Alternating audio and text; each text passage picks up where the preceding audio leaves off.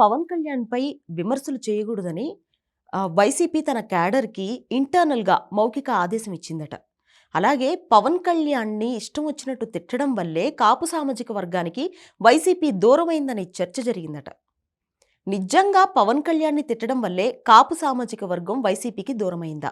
అది వైసీపీ వారు నిజంగా ఏమి ఇన్స్ట్రక్షన్ ఇచ్చారో నాకు తెలియదు. ఇచ్చారో లేదో కూడా తెలియదు. అంటే అది ఈ వెబ్‌సైట్‌లల్లా అందులో ఇందులో వచ్చేటువంటి అది ఏమంటారు వీటిని గాసిప్ అంటారు. Political grape wine. ఈ పొలిటికల్ గాసిప్‌ను నమ్మలేం. కానీ ఒకటి మాత్రం నిజం. పవన్ కళ్యాణ్‌ను అటాక్ చేయడం వల్ల డెఫినిట్‌గా వైసీపీకి లాభం జరిగిందా? నష్టం జరిగిందా? అనేది మాత్రం క్వెషన్ మార్కే. ఎందుకంటే వైసీపీ ఎందుకు పవన్ కళ్యాణ్‌ను అటాక్ చేసింది అంటే టీడీపీ జనసేన కలవకూడదు.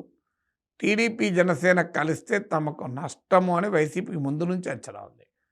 అందులో బీజేపీ కలిసినా ప్రమాదం ఉండదు, కానీ టీడీపీ జనసేన కలవకూడదు అని.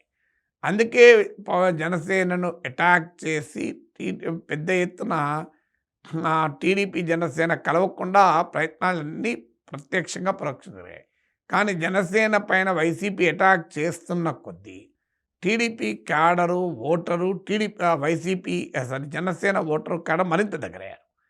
సో పవన్ కళ్యాణ్లో మరింత కసి పెరిగింది. ఆయన తెలుగుదేశం పార్టీకి వ్యూహాత్మకంగా కీలకమైన సమయంలో మద్దతు ఇచ్చాడు.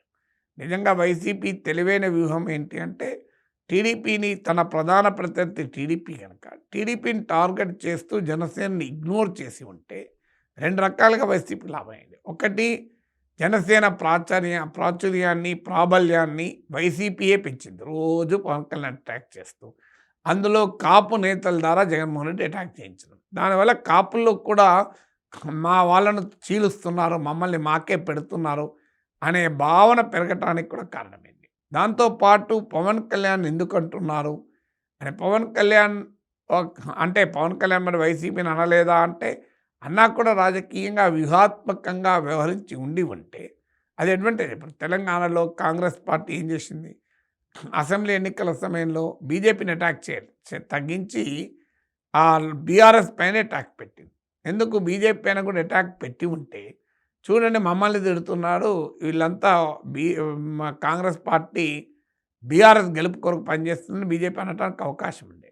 అఫ్కోర్స్ తర్వాత బీజేపీ ప్రధాన ఛాలెంజర్గా ఎమర్జ్ అయినాక కూడా బీజేపీని కాంగ్రెస్ టార్గెట్ చేయలేదు. అందుకే ఇప్పుడు బీజేపీ కాంగ్రెస్ పార్టీతో సమానంగా ఎంపీ సీట్లు గెలుచుకుంది. అందువల్ల ఎప్పుడు కూడా ప్రత్యర్థులు ఇద్దరున్నా అందులో ఎవరిని అటాక్ చేయాలి, ఎవరిని అటాక్ చేయకూడదు, ఎవరిని అటాక్ చేస్తే లాభం, ఎవరిని అటాక్ చేస్తే నష్టం అనే అంచనా క్లియర్గా ఉండాలి.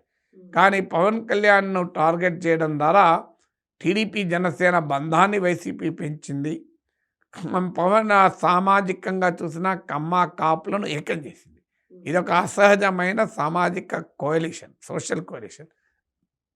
సాధారణంగా ఆంధ్రప్రదేశ్ చరిత్ర సమాజం తెలిసిన వారు ఎవరికైనా తెలుసు, కాపులు కమ్మలు కలవరు, కానీ ఒక రకంగా వైసీపీ కల్పించింది.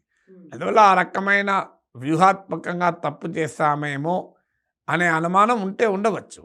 దానికి తోడు ఈ ఎన్నికల తర్వాత కూడా టీడీపీ వాళ్ళు వైసీపీ పైన దాడులు చేస్తున్నారు. అది పుంగనూరులో కానీ మరో చోట కానీ జనసేన వాళ్ళు వైసీపీ పైన దాడులు చేస్తున్నట్లు బీజేపీ వారు వైసీపీ పైన దాడులు చేస్తాం మనం ఎక్కడ చదవలేదు. వైసీపీ కూడా మా పైన జనసేన వాళ్ళు దాడి చేస్తున్నారు, బీజేపీ వాళ్ళు దాడి చేస్తారని ఎక్కడ అనలే. మా పైన టీడీపీ వాళ్ళు మాత్రమే దాడి చేస్తున్నారు అన్నారు. అందువల్ల ఘర్షణ టీడీపీ వైసీపీ మధ్య, జనసేనకు వైసీపీకి లేదు. మీరు గమనిస్తే ఎన్నికల వరకు మాత్రమే జనసేన వైసీపీని టార్గెట్ చేసింది, వైసీపీ జనసేనని టార్గెట్ చేసింది. ఇప్పుడు ఫిజికల్గా జనసేన కార్యకర్తలు వెళ్ళి వైసీపీ వాళ్ళు అటాక్ చేయడము ఇది ఎక్కడ కనిపించలేదు. అందువల్ల ఇలాంటి సమయంలో మనం ఎందుకు మరి జనసేనతో పెట్టుకోవడం, టీడీపీతో పెట్టుకుంటే బెటర్ కదా. భవిష్యత్తులో టీడీపీ జనసేనల మధ్య కూడా విభేదాలు వచ్చే అవకాశం ఉంటాయి కదా. దాన్ని ఎందుకు కోల్పోయాలనే ఆలోచన చేస్తే చేయవచ్చు. చేశారన్నారో లేదో నాకు తెలియదు, కానీ చేసినా ఆశ్చర్యపడాల్సిందే లేదు.